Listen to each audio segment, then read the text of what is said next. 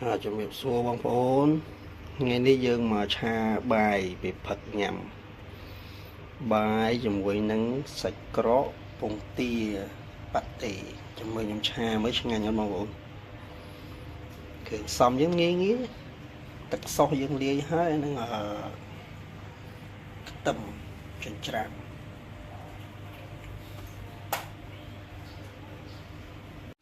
ឥឡូវយើងបើកភ្លើងសិនបងប្អូនថយភ្លើងបន្តិចឲ្យខ្លាំងពេកឥឡូវយើងជៀនប៉ាតេសិន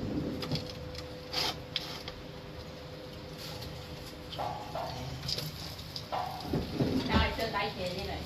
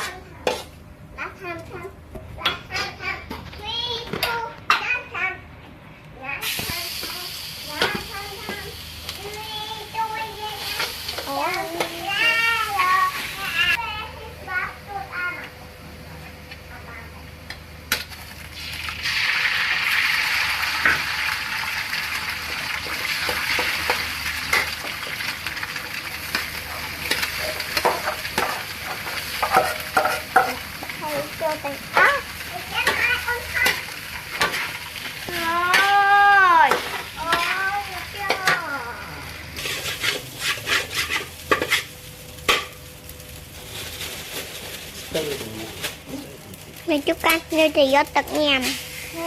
Con như thì vô tật nhầm. Mình đang tới ai chơi nhau hả? Chồng.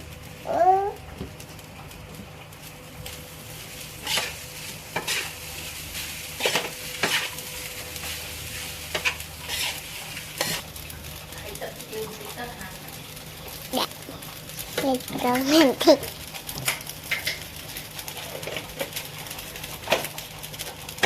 Có cái chi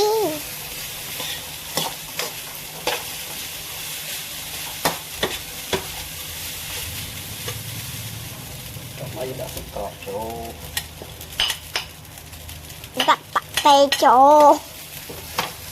đã tưới đã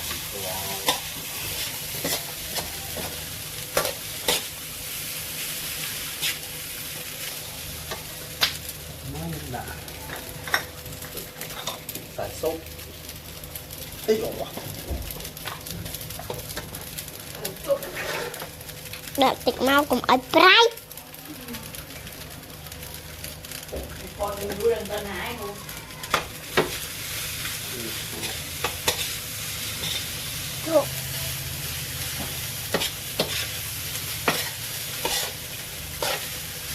thôi tự mình ở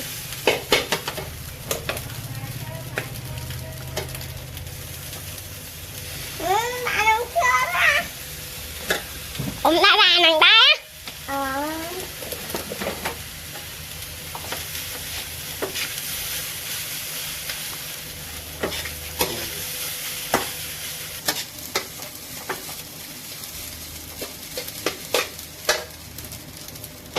hai bông bốn bài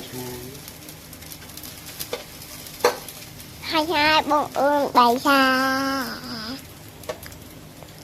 tiền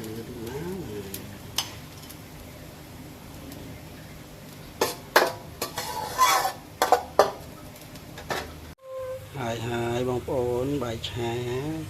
ទាសាច់ក្រកអត់ទេ